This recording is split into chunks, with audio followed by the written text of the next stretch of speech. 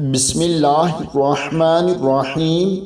ایک شخص نے حضور اکرم صلی اللہ علیہ وآلہ وسلم کی خدمت میں آ کر عرض کی کہ اے اللہ کے رسول صلی اللہ علیہ وآلہ وسلم، سب سے بہتر دعا کون سی ہیں؟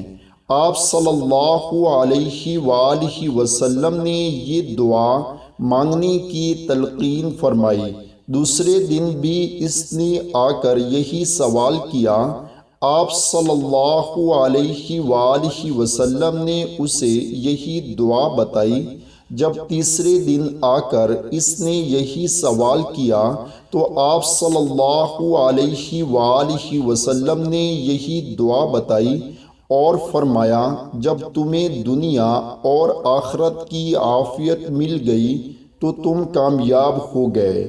اللہم انی اسألک العافیۃ والمعافاۃ فی الدنیا والآخرہ۔